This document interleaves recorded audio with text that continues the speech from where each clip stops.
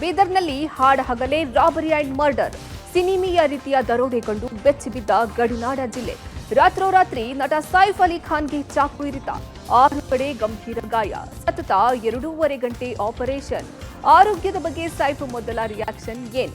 ಚಾಮರಾಜಪೇಟೆ ಬೆನ್ನಲ್ಲೇ ಮತ್ತೊಂದೆಡೆ ಹಸುವಿನ ಬಾಲ ಕಟ್, ಸಿಎಂ ತವರಲ್ಲಿ ಫಿನಾನ್ಸ್ ಕಂಪನಿಗಳ ಕಿರುಕುಳ, ಇತಿಹಾಸ ಸೃಷ್ಟಿಸಿದ ಇಸ್ರೋ.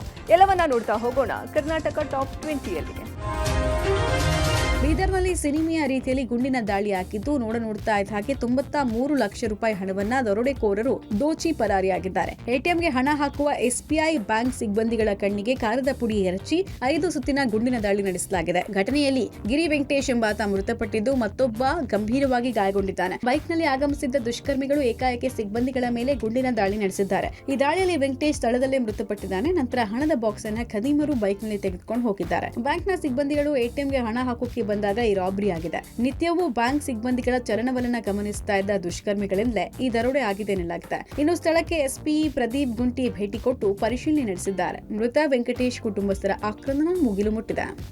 ಎಸ್ಬಿಐ ಮೇನ್ ಬ್ರಾಂಚ್ ಎದುರುನೆ ಒಂದು ರಾಬರಿ ಕಮ್ ಮರ್ಡರ್ ಆಗಿದೆ.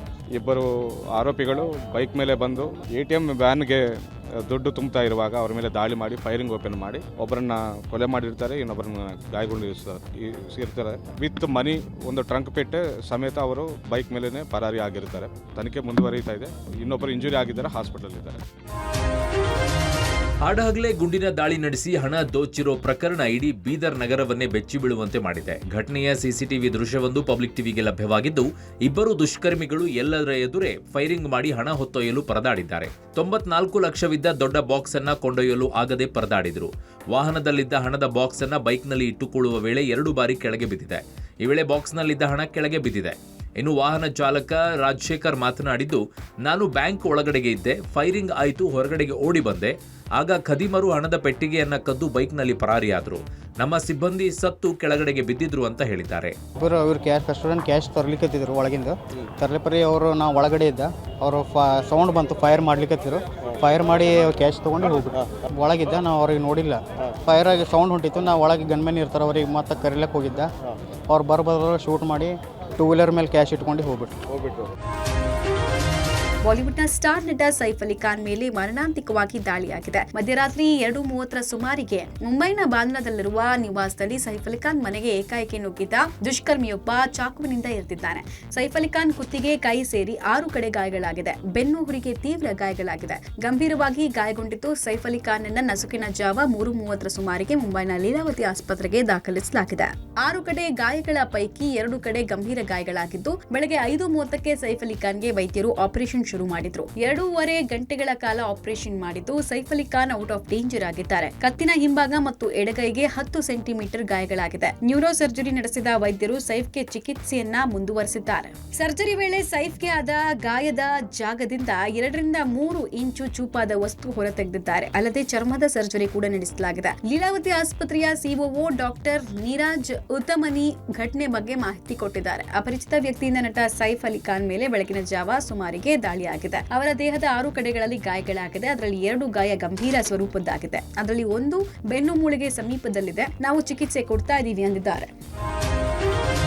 ಸೈಫ್ ಅಲಿ ಖಾನ್ ಬಾಂದ್ರಾ ನಿವಾಸದಲ್ಲಿ ತಮ್ಮ ಕುಟುಂಬ ಸದಸ್ಯರೊಂದಿಗೆ ಮಲಗಿದ್ದಾಗ ಆಗುಂತಕ ಮನೆಯೊಳಗೆ ಎಂಟ್ರಿ ಕೊಟ್ಟಿದ್ದಾನೆ. ಒಳನುಗ್ಗಿದ್ದನ್ನ ಅರಿತ ಸೈಫ್ ಅಲಿ ಖಾನ್ ಆತನ ಜೊತೆಗೆ ಕಾದಾಡಿದ್ದಾರೆ. ಈ ಟೈಮ್ನಲ್ಲಿ ಹರಿತವಾದ ಚಾಕುವಿನಿಂದ ದಾಳಿಕೋರ ಸೈಫ್ಗೆ ಎರೆದಿದ್ದಾನೆ. ಆಗ ಮನೆಯವರೆಲ್ಲ ಎಚ್ಚರಗೊಂಡ ಬಳಿಕ ದಾಳಿಕೋರ ಸ್ಥಳದಿಂದ ಕಾಲ್ಕಿತ್ತಿದ್ದಾನೆ. ಅದೃಷ್ಟವಶಾತ್ ದಾಳಿಕೋರ ಸೈಫ್ ಅಲಿ ಖಾನ್ ಪತ್ನಿ ಕರೀನಾ ಕಪೂರ್ ಮಕ್ಕಳ ಮೇಲೆ ಅಟ್ಯಾಕ್ ಮಾಡದೆ ಇದ್ದಿದ್ರಿಂದ ಸೇಫ್ ಆಗಿದ್ದಾರೆ. ಮನೆ ಕೆಲಸದವರ ಮೇಲೂ ದುಷ್ಕರ್ಮಿ ದಾಳಿ ಮಾಡಿದ್ದಾನೆ. ಸೈಫ್ ಅಲಿ ಖಾನ್ ಮೇಲೆ ಚಾಕು ಇರಿತದ ವಿಷಯ ತಿಳಿದ ಕೂಡಲೇ ನಟನ ನಿವಾಸಕ್ಕೆ ಪೊಲೀಸ್ ಅಧಿಕಾರಿಗಳು ಭೇಟಿ ಕೊಟ್ಟು ಪರಿಶೀಲನೆ ನಡೆಸಿದ್ದಾರೆ. ಡಾಗ್ ಸ್ಕ್ವಾಡ್ ಫಾರೆನ್ಸಿಕ್ ತಂಡ ಮನೆಯ ಇಂಚಿಂಚು ಜಾಗವನ್ನು ಜಾಲಾಡಿದ್ದಾರೆ. ಕುಟುಂಬದ ಸದಸ್ಯರು ಮನೆ ಕೆಲಸದವರಿಂದ ಮಾಹಿತಿ ಪಡಿತಾ ಇದ್ದಾರೆ. ಮುಂಬೈ ಕ್ರೈಂ ಬ್ರಾಂಚ್ ಎಫ್ಐಆರ್ ದಾಖಲಿಸಿ ದುಷ್ಕರ್ಮಿಯ ಬೆನ್ನು ಬಿದ್ದಿದ್ದಾರೆ. ನಾನಾ ಆಯಾಮದಲ್ಲಿ ತನಿಖೆ ಆರಂಭಿಸಿದ ಕ್ರೈಂ ಬ್ರಾಂಚ್ 3 ಶಂಕಿತರನ್ನ ವಶಕ್ಕೆ ಪಡೆದು ವಿಚಾರಣೆ ನಡೆಸುತ್ತಿದ್ದಾರೆ. ದಾಳಿಕೋರನನ್ನ ಹಿಡಿಯೋದಕ್ಕೆ 8 ತಂಡಗಳನ್ನು ರಚಿಸಿದ್ದಾರೆ. ಬೇರೆ ಬೇರೆ ನಗರಗಳಲ್ಲೂ ದುಷ್ಕರ್ಮಿಯ ಹೆಜ್ಜೆ ಜಾಡು ಹಿಡಿದು ಶೋಧವನ್ನು ನಡೆಸುತ್ತಿದ್ದಾರೆ.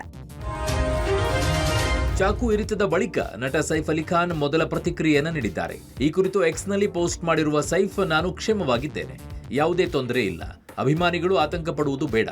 ನಿಮ್ಮ ಅಭಿಮಾನಕ್ಕೆ ಧನ್ಯವಾದಗಳು. ಪ್ರಕರಣದ ತನಿಖೆಯ ನಂತರ ಸತ್ಯಾಂಶ ಹೊರಬೀಳಲಿದೆ ಅಂತ ತಿಳಿಸಿದ್ದಾರೆ.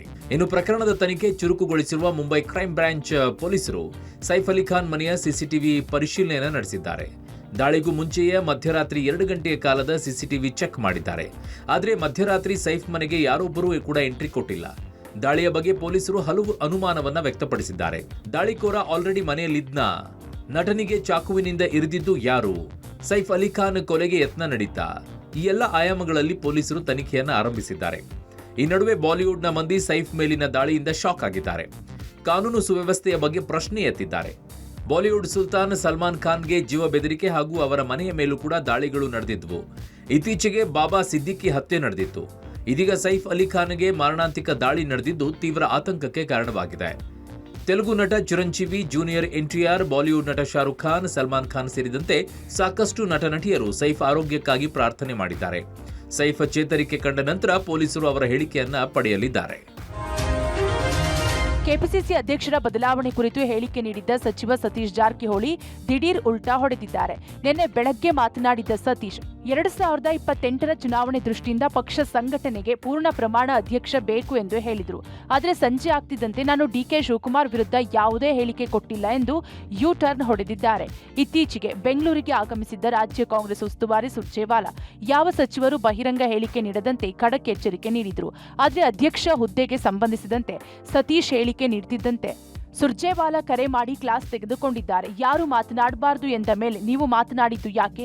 ನೀವು ಪಕ್ಷಕ್ಕಿಂತ ದೊಡ್ಡವರ ಎಂದು ಪ್ರಶ್ನಿಸಿದ ಸುರ್ಜೇವಾಲಾ, ಈ ಬಗ್ಗೆ ಎಐಸಿಸಿಯಿಂದ ನಿಮಗೆ ಶೋಕಾಸ್ ನೋಟಿಸ್ ನೀಡುತ್ತೇವೆ, ಉತ್ತರ ಕೊಡಿ ಎಂದು ಸರಿಯಾಗಿ ಕ್ಲಾಸ್ ತೆಗೆದುಕೊಂಡಿದ್ದಾರೆ.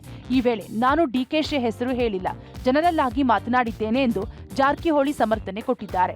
ನಾನು ಪಕ್ಷದ ದೃಷ್ಟಿಯಿಂದ ಹೇಳಿಕೆ ಕೊಟ್ಟಿದ್ದೇನೆ, ಹೈಕಮಾಂಡ್ ನೋಟಿಸ್ ಕೊಟ್ಟರೆ ಉತ್ತರ ಕೊಡ್ತೀನಿ ಅಂದಿದ್ದಾರೆ. ಪ್ರೆಸೆಂಟೇಷನ್ ಆಗಿದ್ದು ಬೇರೆ ಇದೆ, ಅದಕ್ಕೆ ನೀವು ನೋಟಿಸ್ ಕೊಟ್ಟ ತಕ್ಷಣ ಏನೋ ಅನಾಹುತ ಆಗೋಲ್ಲ. ಅಧ್ಯಕ್ಷ ಉತ್ತರ ಕೊಡ್ತೀವಿ.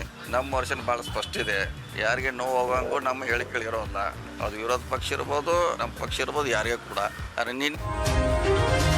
ಕಾಂಗ್ರೆಸ್ನಲ್ಲಿ ಕೆಪಿಸಿಸಿ ಅಧ್ಯಕ್ಷರ ಬದಲಾವಣೆ ಕೂಗು ದಿನದಿಂದ ದಿನಕ್ಕೆ ಹೆಚ್ಚಾಗುತ್ತಿದೆ. ಈ ಕುರಿತು ಪ್ರತಿಕ್ರಿಯಿಸಿರುವ ಸಚಿವ ಪರಮೇಶ್ವರ್, ಡಿಕೆಶಿ ಈಗ ಪಕ್ಷದ ಅಧ್ಯಕ್ಷರಾಗಿದ್ದಾರೆ. ಅವರ ಬಳಿ 2 ದೊಡ್ಡ ಖಾತೆಗಳಿವೆ. ಸಹಜವಾಗಿ ಅಧ್ಯಕ್ಷ ಸ್ಥಾನ ಬದಲಾಯಿಸಿ ಅಂತ ಬೇರೆಯವರು ಕೇಳ್ತಿದ್ದಾರೆ. ನಾನು ಅಧ್ಯಕ್ಷನಾಗಿದ್ದಾಗ ಸಚಿವನೂ ಆಗಿದ್ದೆ. ಆಗ ನಾನು ಪಕ್ಷಕ್ಕೆ ಪ್ರಾಮುಖ್ಯತೆ ಕೊಟ್ಟು ಸಚಿವ ಸ್ಥಾನಕ್ಕೆ ರಾಜೀನಾಮೆ ನೀಡಿದ್ದೆ. ಈಗಲೂ ಜನರು ಅದನ್ನೇ ಬಯಸುತ್ತಿದ್ದಾರೆ. ಇದನ್ನೆಲ್ಲ ಹೈಕಮಾಂಡ್ ಗಮನಿಸುತ್ತದೆ ಅಂತ ಹೇಳಿದ್ರು. ಇದಕ್ಕೆ ಕೌಂಟರ್ ಕೊಟ್ಟಿರುವ ಡಿಕೆಶಿ, ಸ್ಥಾನಮಾನ ಅನ್ನೋದು ಅಂಗಡಿಯಲ್ಲಿ ಸಿಗುತ್ತಾ? ನಮ್ಮ ಕೆಲಸ ಗುರುತಿಸಿ ಹೈಕಮಾಂಡ್ ನಾಯಕರು ಏನ್ ಕೊಡಬೇಕೋ ಕೊಡ್ತಾರೆ ಎಂದರು. ಇನ್ನು ಸಚಿವ ಸತೀಶ್ ಜಾರಕಿಹೊಳಿ ಅವರ ಕೆಪಿಸಿಸಿ ಅಧ್ಯಕ್ಷರ ಬದಲಾವಣೆ ವಿಚಾರದ ಕುರಿತು ಪ್ರತಿಕ್ರಿಯಿಸಿದ ಡಿಕೆಶಿ, ಇದರ ಬಗ್ಗೆ ಅವರನ್ನೇ ಕೇಳಿ ಅಂತ ತಿಳಿಸಿದ್ರು. ಸ್ವಾಭಾವಿಕವಾಗಿ ಅಧ್ಯಕ್ಷರಿದ್ದಾರೆ ಮತ್ತು 2 ಬಹಳ ದೊಡ್ಡ ಖಾತೆಗಳಿದ್ದಾವೆ.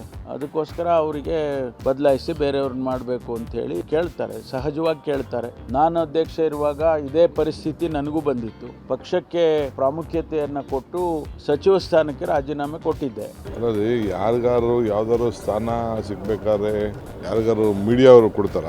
ಮೀಡಿಯಾಲೋ ಅಂಗಡಿಲೋ ಎಲ್ಲೂ ಸಿಗೋದಿಲ್ಲ. ಪಾರ್ಟಿ ಲೀಡರ್ಸು ನಾವು ಮಾಡುವಂಥ ಕೆಲಸಗಳನ್ನ ಗುರುಸ್ಬಿಟ್ಟು ಯಾರ್ಯಾರಿಗೆ ಏನು ಕೊಡ್ತಾರೆ. ಸತೀಶ್ ಜಾರಕಿಹೊಳಿ ಬೆಳಗ್ಗೆ ಒಂದು ಸ್ಟೇಟ್ಮೆಂಟ್, ಸಂಜೆ ಒಂದು ಸ್ಟೇಟ್ಮೆಂಟ್ ಹೇಳ್ತಾರೆ, ಯೂ ಟರ್ನ್ ನೋಡಿದ್ದಾರೆ. ಯಾಕೆ ಗೊತ್ತಿಲ್ಲ, ಅವ್ರ ಹತ್ರನೇ ಮಾತಾಡಿ. ಕಾಂಗ್ರೆಸ್ನಲ್ಲಿ ಸಿಎಂ ಕುರ್ಚಿ ಕಾಳಗ ಹಾಗೂ ಕೆಪಿಸಿಸಿ ಅಧ್ಯಕ್ಷರ ಬದಲಾವಣೆ ವಿಚಾರ ಹೈಕಮಾಂಡ್ ಅಂಗಳ ತಲುಪಿದೆ. ತಮ್ಮದೇ ಅಭಿಪ್ರಾಯದೊಂದಿಗೆ ಹೈಕಮಾಂಡ್ ನಾಯಕರ ಭೇಟಿಯಾಗಿದ್ದ ಸಿಎಂ ಸಿದ್ದರಾಮಯ್ಯ ಹಾಗೂ ಡಿಸಿಎಂ ಡಿಕೆ ಶಿವಕುಮಾರ್ಗೆ ಎಐಸಿಸಿ ಅಧ್ಯಕ್ಷ ಮಲ್ಲಿಕಾರ್ಜುನ್ ಖರ್ಗೆ ಚೆಕ್ಮೇಟ್ ಕೊಟ್ಟಿದ್ದಾರೆ ಎನ್ನಲಾಗಿದೆ. ಕೆಪಿಸಿಸಿ ಅಧ್ಯಕ್ಷರ ಬದಲಾವಣೆ ಆಗಬೇಕು ಅಂದ್ರೆ ಒಮ್ಮತದ ಅಭ್ಯರ್ಥಿ ಸೂಚಿಸಿ ಅಂತ ಖರ್ಗೆ ಸೂಚಿಸಿದ್ದಾರೆ ಎನ್ನಲಾಗಿದೆ. ಸಿಎಂ ಡಿಸಿಎಂ ಇಬ್ಬರು ಸೇರಿ ಕೆಪಿಸಿಸಿ ಅಧ್ಯಕ್ಷ ಹುದ್ದೆಗೆ ಒಬ್ಬರ ಹೆಸರು ಆಯ್ಕೆ ಮಾಡಿ ಕಳುಹಿಸಬೇಕು. ಇಲ್ಲದಿದ್ದರೆ ಕೆಪಿಸಿಸಿ ಅಧ್ಯಕ್ಷ ಸ್ಥಾನದ ಬಗ್ಗೆ ಮಾತನಾಡದೆ ಎಲ್ಲಾ ನಿರ್ಧಾರವನ್ನ ಹೈಕಮಾಂಡ್ಗೆ ಬಿಡಬೇಕು ಅಂತ ಖರ್ಗೆ ಖಡಕ್ ಸೂಚನೆ ಕೊಟ್ಟಿದ್ದಾರೆ. ಈ ಮೂಲಕ ಹೈಕಮಾಂಡ್ ಒಂದೇ ಕಲ್ಲಿಗೆ 2 ಹಕ್ಕಿ ಹೊಡೆಯಲು ಮುಂದಾಗಿದೆ. ಅಲ್ಲದೆ ಎಲ್ಲಾ ಗೊಂದಲಕ್ಕೆ ತೆರೆ ಎಳೆಯಲು ಸಿಎಂ ಡಿಸಿಎಂ ಇಬ್ಬರ ಹೆಗಲಿಗೆ ಜವಾಬ್ದಾರಿ ವಹಿಸಿದೆ. ಪವರ್ ಶೇರಿಂಗ್ ಕುರಿತು ಬಹಿರಂಗವಾಗಿ ಮಾತನಾಡುತ್ತಿರುವ ಸಚಿವರಿಗೆ ಕೆಪಿಸಿಸಿಯಿಂದ ಬಿಸಿ ಮುಟ್ಟಿಸುವ ದಾಳವನ್ನ ಡಿಕೆ ಶಿವಕುಮಾರ್ ಉರುಳಿಸಿದ್ದಾರೆ. ಪಕ್ಷದ ಶಿಸ್ತು ಉಲ್ಲಂಘಿಸಿ ಪದೇ ಪದೇ ಮಾತನಾಡುತ್ತಿರುವ ಸಚಿವರ ಬಗ್ಗೆ ಕೆಪಿಸಿಸಿಯಿಂದ ಹೈಕಮಾಂಡ್ ವರದಿ ಕೇಳಿದೆ ಎಂದು ಕೆಪಿಸಿಸಿ ಕಾರ್ಯಾಧ್ಯಕ್ಷ ಮಂಜುನಾಥ್ ಭಂಡಾರಿ ಮಾಧ್ಯಮ ಪ್ರಕಟಣೆ ಹೊರಡಿಸಿದ್ದಾರೆ. ಈಗಾಗಲೇ ರಣದೀಪ್ ಸುರ್ಜೇವಾಲಾ ಅವರು ಪಕ್ಷ ತಾಯಿ ಇದ್ದಂತೆ, ಸರ್ಕಾರ ಮಗು ಇದ್ದಂತೆ, ಯಾರೂ ಸಹ ಪಕ್ಷದ ಘನತೆಗೆ ಚ್ಯುತಿ ತರಬಾರದು ಎಂಬ ಸಂದೇಶವನ್ನ ನೀಡಿದ್ದಾರೆ. ಇದರ ಮಧ್ಯೆಯೂ ಕೆಲವು ನಾಯಕರು ಹೇಳಿಕೆ ನೀಡುತ್ತಿರುವುದು ಸರಿಯಲ್ಲ. ಸಚಿವರಾದ ಸಚಿವರಾದ ತಿಮ್ಮಾಪುರ್, ಸತೀಶ್ ಜಾರಕಿಹೊಳಿ ಹಾಗೂ ಮಹದೇವಪ್ಪ ಅವರು ಪದೇ ಪದೇ ಮಾತನಾಡುತ್ತಿದ್ದು ಹೈಕಮಾಂಡ್ ಗಂಭೀರವಾಗಿ ಎಲ್ಲವನ್ನೂ ಗಮನಿಸುತ್ತಿದೆ. ಎಲ್ಲಾ ಸಚಿವರ ರಿಪೋರ್ಟ್ ಕಾರ್ಡ್ಗಳನ್ನು ಸಹ ಹೈಕಮಾಂಡ್ ಸೂಕ್ಷ್ಮವಾಗಿ ಗಮನಿಸುತ್ತಿದೆ. ಪಕ್ಷದ ಆದೇಶ ಉಲ್ಲಂಘನೆ ಮಾಡುವವರಿಗೆ ಮುಂದಿನ ದಿನಗಳಲ್ಲಿ ಪರಿಣಾಮ ಬೀರಲಿದೆ ಎಂದು ಭಂಡಾರಿ ಅವರು ಎಚ್ಚರಿಕೆ ಕೊಟ್ಟಿದ್ದಾರೆ. ಜಿಲ್ಲಾ ಪ್ರವಾಸ ಸಂದರ್ಭದಲ್ಲಿ ಸಚಿವರು ಜಿಲ್ಲಾ ಕಾಂಗ್ರೆಸ್ ಕಚೇರಿಗೆ ಭೇಟಿ ನೀಡಿದ್ದಾರಾ ಇಲ್ಲವಾ, ಪಕ್ಷದ ಸಂಘಟನೆಗೆ ಒತ್ತು ಕೊಡಲಾಗಿದೆಯೋ ಇಲ್ವೋ ಎಂಬುದು ಹೈಕಮಾಂಡ್ ಗಮನಿಸುತ್ತಿದೆ ಎಂದು ಮಂಜುನಾಥ್ ಭಂಡಾರಿ ಪ್ರಕಟಣೆಯಲ್ಲಿ ತಿಳಿಸಿದ್ದಾರೆ. ಈಗ ನಿನ್ನೆ ಮೊನ್ನೆಯಿಂದ ಏನೆಲ್ಲ ವರದಿಯಾಗಿದೆ ಅದರ ಸಂಪೂರ್ಣವಾದ ಮಾಹಿತಿ ಚಿತ್ರಣವನ್ನು ನಮ್ಮ ಉಸ್ತುವಾರಿ ಪ್ರಧಾನ ಕಾರ್ಯದರ್ಶಿಗಳಿಗೆ ಮತ್ತು ಕಾರ್ಯದರ್ಶಿಗಳಿಗೆ ನಾನು ಅದನ್ನು ಕೊಡ್ತಾ ಇದ್ದೀನಿ ಸರ್. ರೇಣುಕಾಸ್ವಾಮಿ ಕೊಲೆ ಕೇಸಲ್ಲಿ ಜಾಮೀನು ಪಡೆದಿರುವ ನಟ ದರ್ಶನ್ಗೆ ಗನ್ ಲೈಸೆನ್ಸ್ ರದ್ದು ಮಾಡುವಂತೆ ಡಿಸಿಪಿ ನೋಟಿಸ್ ನೀಡಿದ್ರು. ನಿಮ್ಮ ಮೇಲೆ ಕೊಲೆ ಪ್ರಕರಣವಿದೆ, ಹೀಗಾಗಿ ಗನ್ ಲೈಸೆನ್ಸ್ ರದ್ದು ಮಾಡಬೇಕು ಅಂತ ಡಿಸಿಪಿ ನೋಟಿಸ್ ಜಾರಿಗೊಳಿಸಿದ್ರು. ಇದಕ್ಕೆ ಪ್ರತಿಕ್ರಿಯಿಸಿರುವ ದರ್ಶನ್, ನಾನು ಯಾವುದೇ ಷರತ್ತುಗಳನ್ನು ಉಲ್ಲಂಘನೆ ಮಾಡಿಲ್ಲ, ಲೈಸೆನ್ಸ್ ರದ್ದು ಮಾಡುವ ಪ್ರಮೇಯವೇ ಬರೋದಿಲ್ಲ ಅಂತ ಪ್ರತ್ಯುತ್ತರ ನೀಡಿದ್ದಾರೆ. ನಾನು ಕಾನೂನಾತ್ಮಕವಾಗಿ ಜಾಮೀನು ಪಡೆದಿದ್ದೇನೆ, ಷರತ್ತುಗಳನ್ನು ಪಾಲನೆ ಮಾಡ್ತಾ ಇದ್ದೀನಿ. ಬೆಂಗಳೂರಿನಿಂದ ಹೊರಗೆ ಹೋಗುವಾಗಲೂ ಕೋರ್ಟ್ನ ಅನುಮತಿಯನ್ನ ಪಡೆದುಕೊಂಡು ಹೋಗ್ತಾ ಇದ್ದೀನಿ. ನಾನು ಯಾವುದೇ ಷರತ್ತು ಉಲ್ಲಂಘನೆ ಮಾಡೇ ಇಲ್ಲ, ಹೀಗಾಗಿ ಲೈಸೆನ್ಸ್ ರದ್ದು ಮಾಡುವ ಪ್ರಮೇಯವೇ ಬರೋದಿಲ್ಲ ಎಂದು ಪ್ರತ್ಯುತ್ತರ ನೀಡಿದ್ದಾರೆ. ಇನ್ನು ನಿನ್ನೆಯಷ್ಟೇ ಮೈಸೂರಿನ ಮಣಿಪಾಲ್ ಆಸ್ಪತ್ರೆಗೆ ಭೇಟಿ ನೀಡಿದ್ದ ದರ್ಶನ್ ಬೆನ್ನು ನೋವಿಗೆ ಚಿಕಿತ್ಸೆ ಪಡೆದುಕೊಂಡಿದ್ದಾರೆ. ಶೀಘ್ರದಲ್ಲೇ ಆಪರೇಷನ್ಗೆ ಒಳಗಾಗಲಿದ್ದಾರೆ ಎನ್ನಲಾಗಿದೆ. ಐಶ್ವರ್ಯ ಗೌಡ ಕೋಟಿ ವಂಚನೆ ಜಾಲ ಬಗೆದಷ್ಟು ಬಯಲಾಗ್ತಿದೆ. ಐಶ್ವರ್ಯ ಗೌಡ ಬ್ಯಾಂಕ್ ಅಕೌಂಟ್ನಲ್ಲಿ ಕೋಟಿ ವ್ಯವಹಾರ ಆಗಿರೋದು ಬೆಳಕಿಗೆ ಬಂದಿದೆ. 3 ವರ್ಷದಲ್ಲಿ ಐಶ್ವರ್ಯ ಬ್ಯಾಂಕ್ ಖಾತೆಯಿಂದ 2021ರಿಂದ 2024ರ ಅವಧಿಯಲ್ಲಿ ಬರೋಬ್ಬರಿ 69 ಕೋಟಿ ಟ್ರಾನ್ಸಾಕ್ಷನ್ ಆಗಿದೆ. ಐನಾತಿ ಐಶ್ವರ್ಯಾಳ ಬ್ಯಾಂಕ್ ಸ್ಟೇಟ್ಮೆಂಟ್ ನೋಡಿ ತನಿಖಾ ಅಧಿಕಾರಿಯೇ ಒಮ್ಮೆ ಶಾಕ್ ಆಗಿದ್ದಾರೆ. ಕೋಟಿ ಹಣ ವರ್ಗಾವಣೆ ಮಾಡಿದ್ರು ಐಶ್ವರ್ಯ ಐಟಿ ರಿಟರ್ನ್ಸ್ ಫೈಲ್ ಮಾಡಿಲ್ಲ, ಹೀಗಾಗಿ ಅಕೌಂಟ್ ಫ್ರೀಸ್ಗೆ ಸಿದ್ಧತೆ ನಡೆಸಲಾಗ್ತಿದೆ. ಇನ್ನು ವಂಚನೆ ಮಾಡಿರೋ ಚಿನ್ನವನ್ನ ಐಶ್ವರ್ಯ ಮಣಪುರಂ ಗೋಲ್ಡ್ ಲೋನ್ನಲ್ಲಿ ಅಡವಿಡುತ್ತಿದ್ದಳು ಎಂಬ ಮಾಹಿತಿ ಹೊರಬಿದ್ದಿದೆ. ಆರ್ಆರ್ ನಗರದ ಮಣಪುರಂ ಗೋಲ್ಡ್ ಲೋನ್ನಲ್ಲಿ ಚಿನ್ನಾಭರಣ ಅಡವಿಟ್ಟು ಲಕ್ಷ ಹಣ ಪಡೆಯುತ್ತಿದ್ಲಂತೆ. ಹಾಗಾಗಿ ವಂಚನೆ ಪ್ರಕರಣಕ್ಕೆ ಸಂಬಂಧಿಸಿದಂತೆ ಉದ್ಯಮಿ ಸೋನು ಲಂಬಾಣಿಗೆ ಪೊಲೀಸರು ನೋಟಿಸ್ ನೀಡಿದ್ದಾರೆ ಎನ್ನಲಾಗಿದೆ. ಅನಾರೋಗ್ಯದಿಂದ ನಿನ್ನೆ ಬೆಂಗಳೂರಿನ ಖಾಸಗಿ ಆಸ್ಪತ್ರೆಯಲ್ಲಿ ಕೊನೆಯುಸಿರೆಳೆದಿದ್ದ ಹಿರಿಯ ನಟ ಸರಿಗಮ ವಿಜಿ ಪಂಚಭೂತಗಳಲ್ಲಿ ಲೀನರಾಗಿದ್ದಾರೆ. ಬೆಳಗ್ಗೆ ಮನೆಯಲ್ಲಿ ವಿಜಿ ಅವರ ಪಾರ್ಥಿವ ಶರೀರಕ್ಕೆ ಪೂಜೆಯನ್ನ ಸಲ್ಲಿಸಿದ ನಂತರ ರವೀಂದ್ರ ಕಲಾಕ್ಷೇತ್ರದಲ್ಲಿ ಅಂತಿಮ ದರ್ಶನಕ್ಕೆ ಇಡಲಾಗಿತ್ತು. ಬಳಿಕ ಚಾಮರಾಜಪೇಟೆಯ ರುದ್ರಭೂಮಿಯಲ್ಲಿ ಅಂತ್ಯ ಸಂಸ್ಕಾರ ನೆರವೇರಿಸಲಾಯಿತು. ಹಿರಿಯ ಪುತ್ರ ರೋಹಿತ್ ವಿಜಿ ಅವರ ಅಂತಿಮ ವಿಧಿವಿಧಾನಗಳನ್ನ ನೆರವೇರಿಸಿದರು. ಸ್ಯಾಂಡಲ್ವುಡ್ನ ನಟರಾದ ರಮೇಶ್ ಭಟ್, ಸುಂದರ್ ರಾಜ್, ಹಿರಿಯ ನಟ ಶ್ರೀನಿವಾಸ್ ಮೂರ್ತಿ, ಧ್ರುವ ಸರ್ಜಾ, ನಟಿ ಶ್ವೇತಾ ಚಂಗಪ್ಪ ಸೇರಿದಂತೆ ನಟ ನಟಿಯರು, ರಾಜಕೀಯ ನಾಯಕರು ಅಂತಿಮ ದರ್ಶನವನ್ನ ಪಡೆದರು. ನಮ್ಮ ಸೀನಿಯರ್ ಆಕ್ಟರ್ ಸರಿಗಮ ವಿಜಿ ಅವರು ಹೇಳಿದ್ದಾರೆ. ಅವ್ರ ಸಿನಿಮಾ ಸಾಕಷ್ಟು ನೋಡಿದ್ದೀವಿ. ಆ್ಯಂಡ್ ಆಲ್ಸೋ ನಮ್ಮ ಬ್ಯಾನರಲ್ಲಿ ವರ್ಕ್ ಮಾಡಿದ್ದಾರೆ. ಅವ್ರ ಆತ್ಮಕ್ಕೆ ಶಾಂತಿ ಸಿಗಲಿ.